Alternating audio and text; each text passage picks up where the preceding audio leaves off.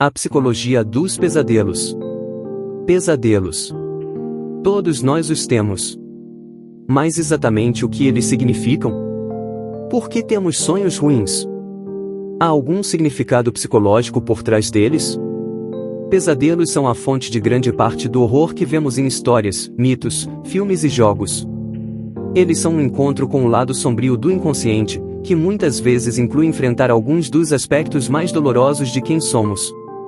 E não se sabe o que essa parte de si mesmo é, até se confrontá-la. Pesadelos são diferentes de outros sonhos, tanto na quantidade quanto na qualidade. Eles são relativamente infrequentes para a maioria dos sonhadores, mas sua intensidade e vividez causam tanta angústia que, ao contrário da maioria dos sonhos, temos dificuldade em esquecê-los. Eles despertam medo, ansiedade, agonia, embaraço, melancolia ou grande desprazer. A palavra pesadelo também é usada figurativamente para descrever qualquer situação difícil ou terrível. Alguns pesadelos são tão memoráveis que coloram a experiência de nossas vidas por anos ou, na verdade, ficam conosco por toda a vida. Muitos psiquiatras focaram na patologia dos pesadelos, que geralmente são considerados eventos psicológicos negativos que nos atormentam e perturbam nosso sono, causados por uma variedade de fatores externos e internos, como situações de vida estressantes ou memórias traumáticas. O foco está em mitigar sua frequência ou eliminá-los completamente por meio de medicamentos. No entanto, o problema é que a ênfase é colocada nas causas patológicas dos pesadelos, e não há preocupação com o propósito deles. Pesadelos ocorrem por uma razão. Se alguém se concentra na patologia em vez do significado simbólico de um pesadelo, perde-se uma oportunidade valiosa. Pesadelos são os sonhos mais substanciais e vitalmente importantes, e são de valor terapêutico. Eles nos acordam com um grito, como se todo o nosso conteúdo reprimido formasse uma bolha que se expande até estourar uma noite, e experimentamos um pesadelo. Essa acumulação de tensão no inconsciente pode potencialmente ser expressa em sonhos anteriores, a algo que quer vir à consciência. Após acordar de um sonho ruim, somos forçados a reconhecer nossos conflitos inconscientes, mas tendemos a esquecê-los e continuar com nossas vidas diárias, sem perceber o dano psicológico que fazemos a nós mesmos. Pesadelos são a terapia de choque que a natureza usa em nós quando estamos muito inconscientes de algum perigo psicológico. Eles nos chocam para sair de um sono inconsciente profundo sobre alguma situação perigosa. Como se o inconsciente dissesse: olha aqui, esse problema é urgente. A psique nos diz para acordar e enfrentar o que negligenciamos. A maioria dos pesadelos representa oportunidades de cura pessoal através da liberação emocional tão necessária. Motivos típicos em pesadelos.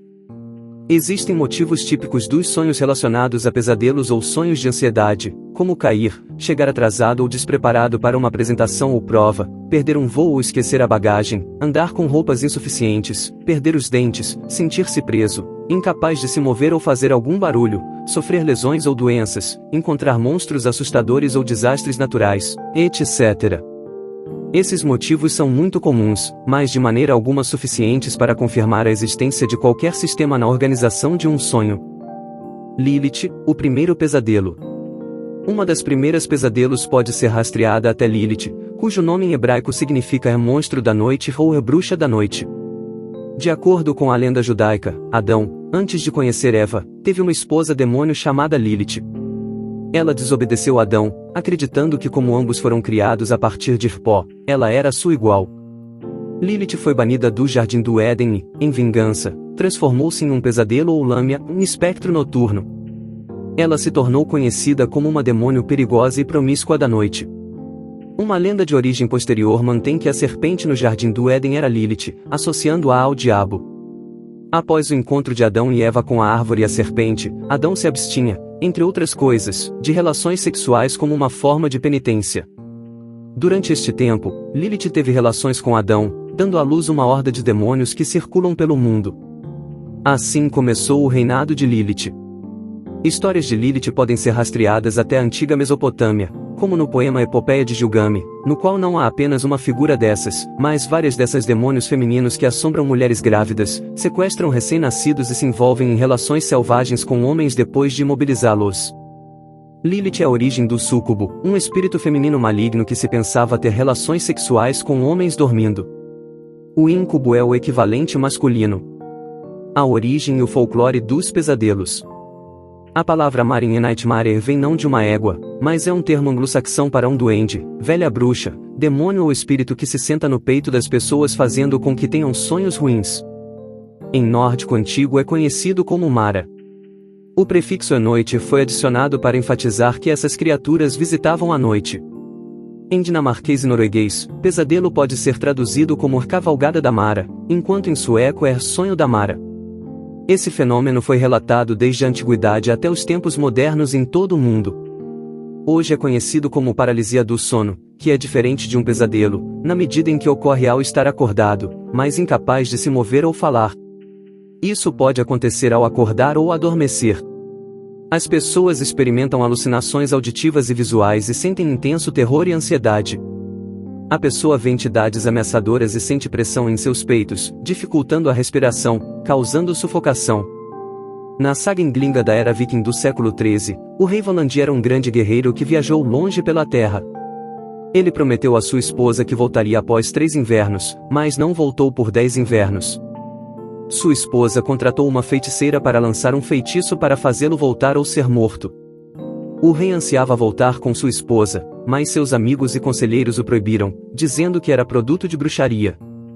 Então ele ficou sonolento e disse que a Mara estava pisando nele.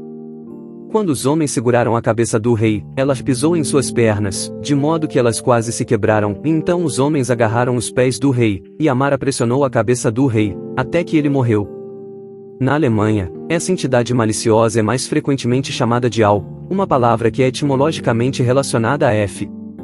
No folclore, Alpes e mares entram no quarto de alguém à noite para induzir um pesadelo no sonhador. Mesmo que janelas e portas possam estar bem fechadas e trancadas, eles ainda podem entrar pelos menores buracos, como um buraco de fechadura, que procuram com prazer especial. Em muitas histórias, um homem é montado por uma Mara toda noite e é atormentado por ela. Certa manhã, ele decide perfurar um buraco na porta, fechar hermeticamente todas as rachaduras e fazer um pau que se encaixe exatamente no buraco da porta. Ele sabia que maras podiam entrar mesmo por um buraco muito pequeno, mas não sair novamente se todas as aberturas estivessem fechadas. Então, ele pediu a um bom amigo para dormir com ele e que quando ele gemesse, colocasse o pau no buraco, porque ele queria capturar a Mara. Pela manhã, havia uma linda mulher nua no quarto. O homem, no entanto, não sabia que se você captura uma Mara, não pode se livrar dela, e assim teve que se casar com ela. Eles tiveram filhos e viveram bastante felizes juntos. Um dia o homem contou a ela sobre o buraco de onde ela entrou e removeu o pau. Ela imediatamente voou para fora pelo buraco e nunca mais foi vista. Também existem vários amuletos, orações ou feitiços contra pesadelos usados para afastar as maras. O uso de símbolos de proteção durante o sono é um fio condutor comum visto ao longo da história. Na mitologia japonesa, o Baku, o comedor de sonhos, é um espírito que se diz devorar pesadelos. Ele é representado como uma quimera, uma besta mitológica composta por uma variedade de partes de outros animais. Após acordar de um pesadelo, a pessoa invocaria o Baku para proteção, gritando: "Devore, ó Baku! Devore meu sonho maligno!" Também se invocaria antes de dormir à noite para evitar pesadelos. No entanto, a pessoa deveria ter cautela. Caso um Baku permanecesse com fome após consumir pesadelos indesejados, continuaria a devorar as esperanças e sonhos de uma pessoa também. Assim, a pessoa viveria uma vida vazia e sem sentido. Sonho não REM, terrores noturnos. Quando dormimos, nosso cérebro passa por ciclos naturais de atividade. São eles, sono não REM, non-rapid eye movement, e sono REM, rapid eye movement. Quando primeiro adormecemos, experimentamos os primeiros estágios do sono não REM. No estágio 1, estamos em um estado de vigília relaxada e começamos a cochilar. Pessoas que acordam deste estágio muitas vezes acreditam que estavam completamente acordadas. É comum experimentar sobressaltos hipnóticos, que se assemelham ao pulo experimentado por uma pessoa quando assustada, às vezes acompanhado por uma sensação de queda. No estágio 2, nossa frequência cardíaca diminui e a temperatura corporal cai. Experimentamos sono leve. O estágio 3 é conhecido como sono profundo, e é o estágio mais comum no qual se experienciam parasomnias, distúrbios do sono que incluem sonambulismo e terrores noturnos, entre outros. Terrores noturnos são diferentes de pesadelos, estes ocorrem durante o sono REM. Terrores noturnos são episódios de acordar apavorado e muitas vezes gritando, chorando, socando ou tentando fugir. A pessoa pode experimentar batimentos cardíacos acelerados, respiração ofegante, suor abundante e fala incompreensível. Mais severamente, a pessoa pode golpear outras pessoas, danificar pertences próximos ou mesmo correr contra paredes e móveis. O conteúdo do episódio é muito difícil, se não impossível, de lembrar. Após cerca de 70 a 90 minutos, se experiencia o primeiro ciclo de sono REM, que ocorre quando uma pessoa passa do sono profundo para o sono mais leve. Experimentamos de 4 a 6 ciclos de sono REM por noite, em média, que aumentam em duração à medida que a noite progride. Aqui, a atividade cerebral aumenta e o cérebro paralisa o corpo para que a mente possa sonhar com segurança, caso contrário, a pessoa dormindo caminharia, se moveria e agiria de acordo com os impulsos no estado de sonho. É durante o sono REM que a maioria dos sonhos e pesadelos ocorrem. A quantidade de sono REM diminui à medida que envelhecemos, ocupando tipicamente apenas 20 a 25% do sono total em adultos, ou cerca de 90 a 120 minutos de uma noite de sono. Uma maneira de entender por que as crianças experimentam mais pesadelos é porque elas estão mais próximas do inconsciente do que os adultos, pois a capacidade de pensamento racional não está totalmente desenvolvida. As crianças experimentam monstros no armário mais próximo ou embaixo da cama, porque é uma realidade para elas. Um pesadelo bem conhecido na literatura ocorre em Crime e Castigo de Dostoiévski. O pesadelo no Crime e Castigo de Dostoiévski, o herói Raskolnikov, incapaz de pagar seus estudos, passa por angústia mental e dilemas morais. Seu nome deriva apropriadamente da palavra russa para cisma ou divisão. Raskolnikov contempla roubar e assassinar Aliona Ivanova, uma penhorista avarenta e abusiva. Ele decide ensaiar o assassinato e, com o coração apertado e tremor nervoso, vai visitar a penhorista, onde empenha um velho relógio por alguns rublos. Depois, ele vai à taverna e conhece Marmeladov, um bêbado simpático que passa a descrever os detalhes de sua situação sem esperança. Ao ajudar o homem bêbado a voltar para casa, o antigo estudante testemunha um menino pequeno que acabará de apanhar da esposa de Marmeladov, que sofre de tuberculose. No dia seguinte, Raskolnikov recebe uma longa carta induzindo culpa de sua mãe sofredora e autossacrificante. Para apoiá-lo em seus estudos universitários, sua irmã concordou em se casar com um homem odioso por quem não tem amor, na esperança de que ele ajudaria seu irmão. Atormentado pela carta, Raskolnikov busca alívio em uma taverna onde consome um pouco de vodka. A caminho de casa, fica sonolento e encontra um lugar para deitar, adormecendo imediatamente, e tem um sonho. Ele é uma criança de cerca de 7 anos andando com seu pai. Parece haver alguma festividade acontecendo, camponeses estão cantando e bêbados. Um grande carro pesado está parado fora da taverna. A pequena égua está fraca e incapaz de puxar o carro. Ao convite do dono, homens bêbados entram no carro, rindo da afirmação do dono de que o animal frágil pode puxar o carro. O dono grita em resposta: "Vou fazê-la galopar", e começa a chicotear a égua que, puxando com todas as suas forças, mal consegue mover o carro. Quando outros se juntam para bater nela, a criança, chorando e perturbada, corre para o cavalo para tentar parar com a crueldade. Ninguém escuta. A brutalidade se intensifica quando a égua começa a dar pontapés fracos em protesto. O dono continua atacando o animal e está furioso por não conseguir matá-la. Quando alguém na multidão grita: "Peguem um machado para matá-la! Acabem com ela", os camponeses zangados e bêbados se juntam, e espancam a égua até a morte. A criança corre para a égua morta, coloca seus braços ao redor e beija sua cabeça sangrenta. Seu pai o agarra e o tira da multidão. O menino soluça: "Pai! Por que eles mataram o pobre cavalo? Eles estão bêbados. Eles são brutais, não é da nossa conta", o pai responde. Soluçando e sufocando, o garotinho coloca seus braços ao redor do pai. Raskolnikov acorda apavorado, ofegando por ar, seu cabelo encharcado de suor. "Meu Deus", ele grita, será possível que eu realmente pegue um machado, que eu realmente golpeie sua cabeça, abra seu crânio?" Ele renuncia ao pesadelo amaldiçoado e sente alívio. Depois de horas de angústia, no entanto, Raskolnikov prossegue para assassinar a penhorista.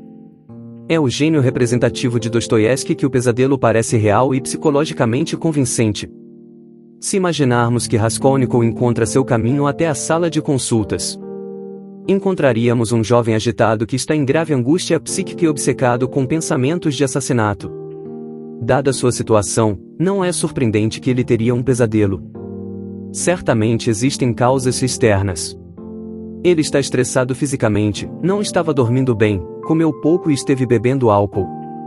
Ele está sob grande tensão por causa de sua situação financeira e as notícias alarmantes sobre o iminente casamento de sua irmã. As questões psicológicas não resolvidas de Raskolnikov estão sendo reprisadas e estão impactando sua situação de vida atual. Sonhos febris são experimentados quando se tem febre. Eles são mais vívidos, bizarros e negativos do que sonhos normais, com temas como distorção espacial, ameaças e perigos, e doenças. O trabalho de Franz Kafka ilustra perfeitamente uma atmosfera de sonho febril. Em seu romance O Processo, o protagonista Joseph K. acorda uma manhã sendo preso sem ter feito nada errado. Ele é acusado de um crime não especificado e desconhecido. O supervisor mesmo não sabe nada sobre o caso, além de ter sido enviado por seus superiores.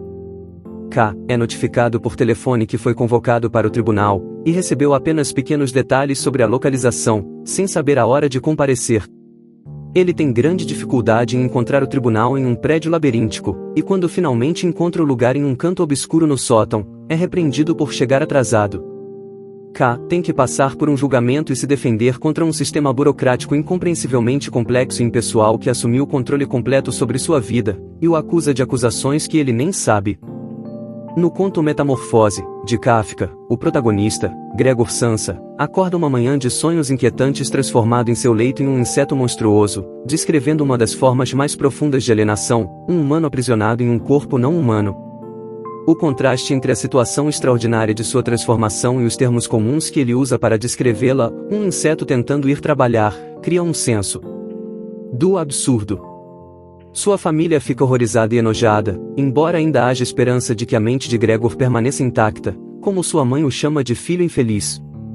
Psicologicamente, todos nós temos um monstro horrível dentro que precisa do nosso amor. Pesadelos pós-traumáticos e pesadelos recorrentes. Enquanto a maioria de nós experimenta pesadelos espontâneos que muitas vezes são mais imaginativos, muitos também experimentam pesadelos, relembranças recorrentes e flashbacks, devido a experiências traumáticas.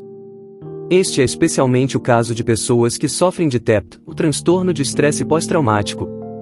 Pesadelos pós-traumáticos são especialmente dolorosos, pois a pessoa está revivendo um evento traumático, que pode ser tão aterrorizante quanto o evento original. Esta cicatriz psicológica pode piorar e levar ao abuso de substâncias e alcoolismo. A terapia do trauma pode apoiar o processo de cura de alguém e ajudar a resolver alguns dos desafios cotidianos que tal pessoa enfrenta. Embora possa parecer paradoxal, encorajar a verbalização e exploração do trauma pode ser catártico. Anotar pesadelos também é uma versão de terapia emocional. Também se podem experimentar pesadelos recorrentes que podem ou não ser causados por experiências traumáticas. Isso acontece particularmente na juventude, mas a recorrência pode continuar por toda a vida de alguém. Eles recorrem porque estão tentando integrar algo à consciência que a pessoa falta. Geralmente, eles param de aparecer depois que alguém percebe qual é sua mensagem, seja no estado de sonho ou na vida acordada. Quando nossa atitude egoica muda em resposta aos nossos sonhos, o inconsciente responde. Pesadelos precognitivos. Talvez um dos tipos mais estranhos de sonhos sejam os pesadelos precognitivos ou proféticos. Pessoas tiveram visões aterrorizantes que mais tarde vieram a acontecer na realidade, como se tivessem momentaneamente ganhado acesso a uma porta para o futuro. Estes são relativamente raros e só podem ser verificados como tal quando o evento reconhecido realmente aconteceu. Em seu trabalho Sincronicidade, um princípio conectivo não causal, o psiquiatra e psicólogo suíço Carl Jung explora coincidências que estão conectadas de forma tão significativa que quebram todas as probabilidades estatísticas. Estes são chamados sincronicidades ou coincidências significativas, que ocorrem quando um conteúdo da vida interior de alguém, um sonho, visão, humor, etc., é visto como tendo uma correspondência na vida exterior. A imagem interior se tornou realidade.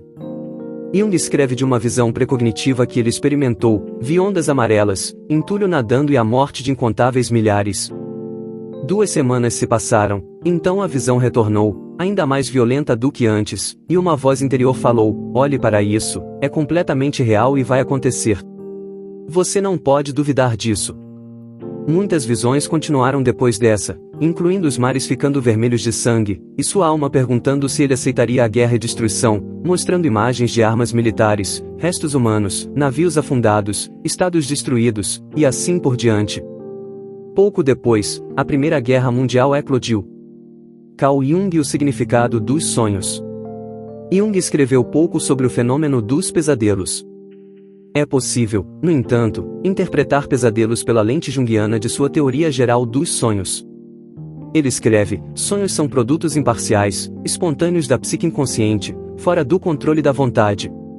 Eles são pura natureza, mostram a nós a verdade nua e crua, invernizada, e são, portanto, adequados, como nada mais, para nos devolver uma atitude que esteja de acordo com nossa natureza humana básica quando nossa consciência se desviou muito de seus fundamentos e entrou em um impasse. Um conceito fundamental na teoria dos sonhos de Jung é a função compensatória dos sonhos. Sonhos revelam a inevitável unilateralidade de nossa vida consciente e focam naqueles aspectos que não estão suficientemente dentro do nosso campo de consciência.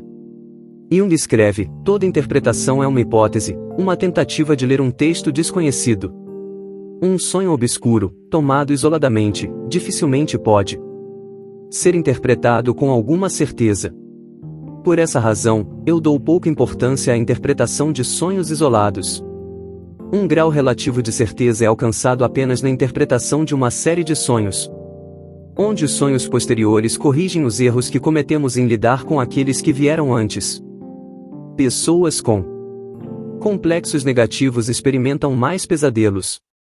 Elas têm um nó de sentimentos inconscientes que pode ser detectado por meio de seu comportamento e impede que alcancem a inteireza psíquica.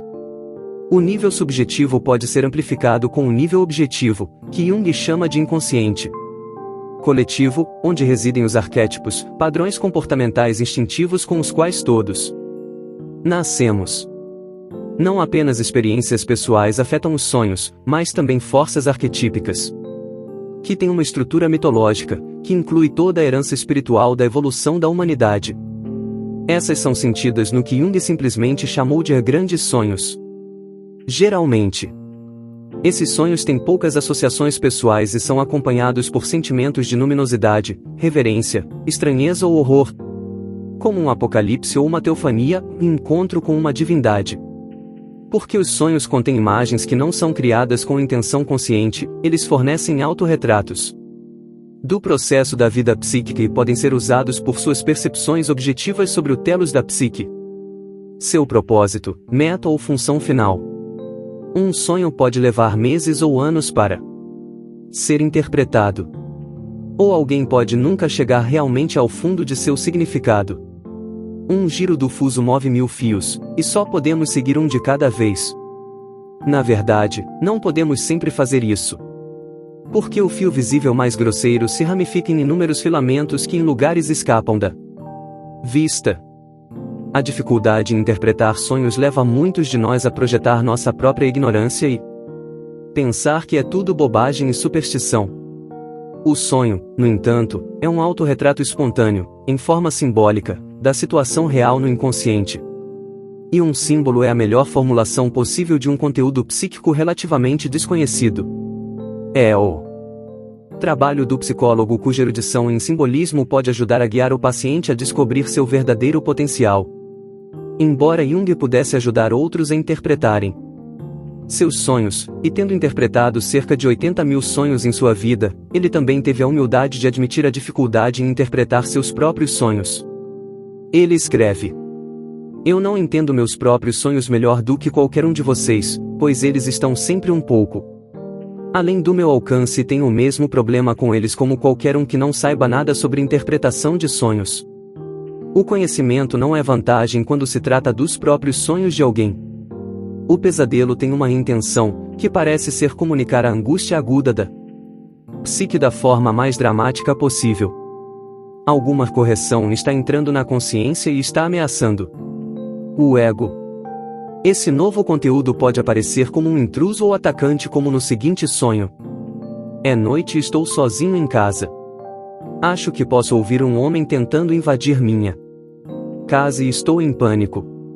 Consigo ouvir ele tentar abrir a porta, mas está trancada. Sentindo terror por todo o meu corpo, corro para me esconder embaixo da cama. Percebo que ele encontrou uma janela que está destrancada, acordo apavorado. Neste pesadelo, algum aspecto desconhecido da psique está ameaçando a pessoa. Pesadelos são especialmente valiosos em dar uma indicação clara do ego e de sua capacidade de lidar com conteúdos inconscientes ameaçadores. No sonho, a pessoa encontra o que Jung chama de sombra, que contém nossos conteúdos reprimidos e está principalmente presente no inconsciente pessoal. Um tema frequente em pesadelos é ser perseguido por uma figura ou monstro sinistro, que pode ser comparado ao antigo medo de ser perseguido por um animal predador. Frequentemente acontece que quando alguém confronta a sombra, a hostilidade se transforma em amabilidade, ou uma besta se transforma em uma forma humana, com uma mensagem importante e urgente para transmitir como intuição psicológica. Portanto, deve-se confrontar os próprios medos, seja no próprio pesadelo ou na vida desperta. Nunca somos capazes de nos esconder da sombra. Ela sempre parece saber onde estamos. Isso porque estamos fugindo de um aspecto de nós mesmos. Todo ser humano tem um lado sombrio, e ao ignorá-lo, só damos a ele mais poder para assumir o controle de nós, como em um médico e um monstro, resultando em dissociação psíquica. Quando vestimos uma persona que inclui apenas nosso lado bom e esquecemos sobre nosso lado negativo, isso cria unilateralidade e reprime nossas emoções negativas, resultando em neurose e projeção psicológica. Assim, perdemos a chance de nos tornar inteiros. A saúde vem de seguir o caminho que é natural e verdadeiro a si mesmo. Pesadelos são tipicamente símbolos de neurose. Pessoas que sofrem de pesadelos frequentes podem ter mais conflitos psicológicos e questões não resolvidas em suas vidas. Na dimensão arquetípica, pesadelos são o lado negativo do arquétipo da grande mãe, ou seja, a mãe terrível ou devoradora, que pode ser a essência de toda experiência de pesadelo.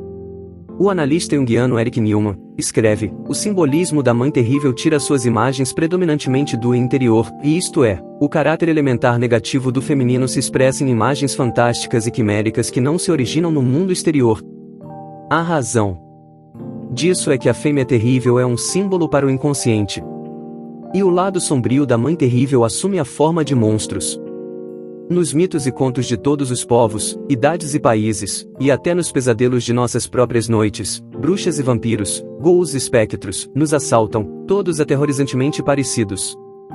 A metade escura do ovo cósmico preto e branco representando o feminino arquetípico engendra figuras terríveis que manifestam o lado negro, abissal da vida e da psique humana. Assim como o mundo, a vida, a natureza e a alma foram experimentados como uma feminilidade geradora e nutridora, protetora e aquecedora, seus opostos também são percebidos na imagem do feminino. A morte e destruição, perigo e angústia, fome e nudez, aparecem como desamparo na presença da mãe escura e terrível. A regressão tanto para mulheres quanto para homens os leva de volta ao útero da mãe, à indefesa, ao não ser. No entanto, mesmo aqui existe a possibilidade de retornar à superfície com novas possibilidades de vida. Em um pesadelo, existe uma tensão entre um puxão regressivo de volta ao útero, a mãe devoradora, e aquele de uma progressão em direção a uma maior consciência e abraço da vida, a grande mãe. Não é fácil encontrar a fonte do pesadelo, porque o conteúdo inconsciente está, bem, inconsciente. O conteúdo foi reprimido e deve ser trazido à luz da consciência. Imaginação ativa. Durante um intenso período de desorientação e tumulto interior, Jung desenvolveu um método usado para confrontar seus conteúdos inconscientes enquanto estava totalmente acordado e consciente durante a experiência, conhecido como imaginação ativa. Ele pôde confrontar sua escura noite da alma e reunir o tesouro difícil de alcançar. O ápice de suas experiências é apresentado em seu livro vermelho. Jung considerava a imaginação ativa como a ferramenta mais poderosa para acessar conteúdos inconscientes. Ela consiste em ter um diálogo com diferentes aspectos de si mesmo enquanto totalmente acordado e consciente, o que requer solidão, silêncio e concentração. Muitas vezes, no entanto, não conseguimos associar o que nos incomoda com nada específico. O analista junguiano Robert A. Johnson escreve: quando isso acontece, você pode ir ao inconsciente em sua imaginação e pedir que o conteúdo invisível se personifique. Você pode começar sua imaginação ativa perguntando: onde está a obsessão? Quem está obcecado? De onde vem esse sentimento? Quem é aquele dentro de mim que se sente desse jeito? Qual é a sua imagem? Como ele ou ela se parece? Em terapia, se o analista se sente desconfortável com essas imagens perturbadoras, as ignora, evita ou dá uma interpretação excessivamente positiva delas, o paciente perceberá que o analista não consegue lidar com esse poderoso material psíquico, e nenhum progresso será feito. Por outro lado, se o terapeuta presta muita atenção às imagens carregadas de afeto do pesadelo, o paciente pode progredir. A imaginação ativa também permite estender um sonho imaginando onde ele parou. Você pode efetivamente continuar seu sonho e interagir com ele estendendo. Isso é especialmente útil quando você é abruptamente despertado no meio do sonho. Sonhos e imaginação vêm da mesma fonte no inconsciente, assim, é possível continuar a história, passar pela próxima etapa para a qual o sonho está conduzindo e resolver toda a questão. Curiosamente, Jung descobriu que o sonhar diminui dramaticamente quando se faz imaginação ativa. As questões que seriam apresentadas em sonhos são confrontadas e resolvidas. Como tal, sonhos se tornam mais focados e concentrados e menos repetitivos. Jung recomendou este método para pessoas que ficam muito assoberbadas por pesadelos intensos, perturbadores e frequentes. Sonhos lúcidos. Outra técnica de engajar com os conteúdos inconscientes de alguém é o sonho lúcido, que ocorre quando estamos sonhando e percebemos que estamos em um sonho. O oneironauta é capaz de viajar dentro de um sonho e até exercer controle sobre o ambiente, interagir com seus personagens oníricos e perguntar qual é o propósito deles. Isso também pode ser usado para tratar pesadelos. Sonhos lúcidos podem ocorrer não intencionalmente quando o sonhador nota algo fora do lugar. Existem, no entanto, maneiras de aumentar as chances de sonhos lúcidos. Ter um diário de sonhos é essencial, a fim de escrever ou gravar a própria voz assim que se acorda. Depois de fazer isso consistentemente por um longo período, pode-se notar certos padrões nos sonhos que se repetem. Um sonho lúcido iniciado acordado ou wild ocorre quando você entra diretamente em um sonho da vida desperta. Isso pode ser alcançado deitando-se e não movendo seu corpo, enquanto sua mente permanece acordada. Após algum tempo, você entra em um estado de estar meio adormecido, até dar um passo na imagem onírica. Você também pode experienciar alucinações hipnagógicas, vendo ou ouvindo coisas que parecem reais enquanto você está se movendo da vigília para o sono. Wild pode ser acompanhado da indução mnemônica de sonhos lúcidos ou mild, que envolve repetir algum tipo de mantra cada vez, como quando estou sonhando. Estarei ciente de que estou sonhando. Testar a realidade é outra maneira de aumentar suas chances de sonhos lúcidos. Um teste de realidade ajuda a se lembrar do estado das coisas no mundo real. Em sonhos, coisas como olhar para um texto, a hora, no espelho, etc., aparecerão distorcidas, borradas ou diferentes cada vez que se olha. Se beliscar o nariz, ainda é possível respirar, se empurrar os dedos contra a palma, atravessa. É útil escolher seu próprio teste de realidade e mantê-lo, praticando-o enquanto acordado. Sonhos lúcidos podem lhe proporcionar uma maneira de explorar seus limites criativos, encontrar aspectos desconhecidos de si mesmo e ter uma oportunidade de fazer amizade com sua sombra, o que é um processo de toda a vida. Uma mulher com um pesadelo recorrente de estar sendo perseguida por uma figura aterrorizante aprende sobre sonhos lúcidos. Quando a figura começa a segui-la, ela percebe que a cena parece familiar. E tem consciência de que está sonhando. Com grande coragem, ela se vira para enfrentar seu perseguidor e grita com ele: "Você não pode me machucar."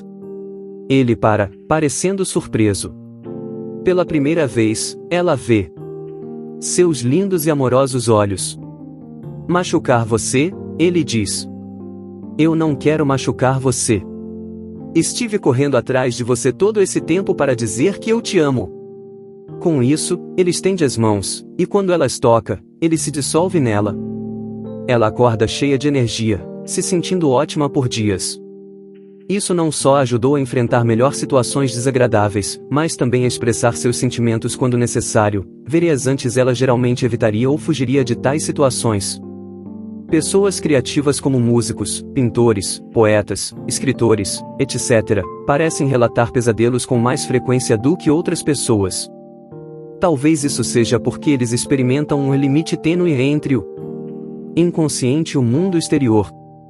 Seu ego, um senso de identidade, está em contato mais profundo com o inconsciente.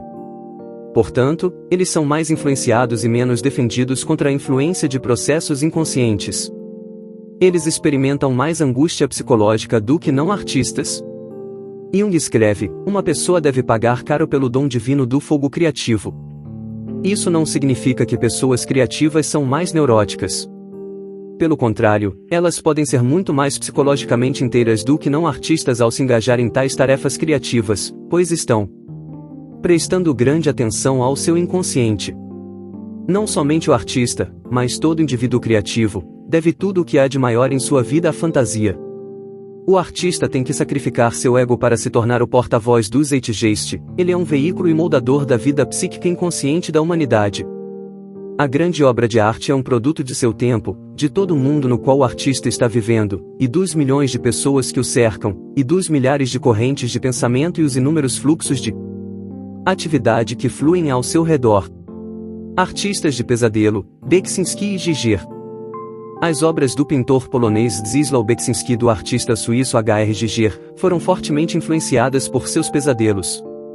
Beksinski era um artista autodidata que queria pintar de tal maneira como se estivesse fotografando sonhos. Seu trabalho retrata o que parecem paisagens pós-apocalípticas ou de pesadelo, com decadência, morte, esqueletos e figuras deformadas. Ele não tirava inspiração de ninguém, além de ouvir música clássica e simplesmente pintar o que vinha em sua mente. Beksinski não se interessava em interpretar suas obras de arte e recusava-se a dar títulos para qualquer uma delas. Ele mesmo era conhecido como uma pessoa agradável. A arte de Giger é referida como biomecânica, a combinação de anatomia humana com máquinas. Isso é algo que caracteriza nossa era moderna de tecnologia, o mundo das máquinas, que estão lentamente assumindo nossas vidas, a ponto de muitos de nós não podermos viver sem tecnologia. Tornamo-nos emaranhados nela. Grande parte da arte de Giger vem de conflitos inconscientes e sonhos, uma autoexploração focada que o levou ao seu abismo interior sombrio. Ao buscar a fonte de seus próprios pesadelos, Giger descobriu a importância psicológica primordial do trauma do nascimento biológico. Sua arte mostra o ciclo de nascimento, sexualidade e morte. Eros e Thanato, entretecidos. Existe uma conexão profunda entre esses três temas, que pode nos permitir nos reunir com a fonte do nosso ser. Essas duas pessoas compartilham uma coisa em comum: eles se tornaram a voz artística do que a escuridão em nós é. Eles foram aos recessos sombrios do inconsciente e se estabeleceram lá. Seu trabalho é um exemplo do que um confronto com a própria sombra pode parecer. O que aparentemente todos nós fugimos, é a casa deles. Eles nos mostram como esses reinos sombrios reprimidos em nossas mentes podem se tornar obras de arte transformativa positiva. Depois de passar pelos lugares mais sombrios, finalmente se vê a luz brilhar novamente na vida de alguém. A ficção, não importa o quão surreal, é uma resposta à realidade. A ficção às vezes supera a realidade. Há tantas noites quanto dias, e uma é tão longa quanto a outra no curso do ano. Mesmo uma vida feliz não pode existir sem uma medida de escuridão, e a palavra feliz perderia seu significado se não fosse equilibrada pela tristeza.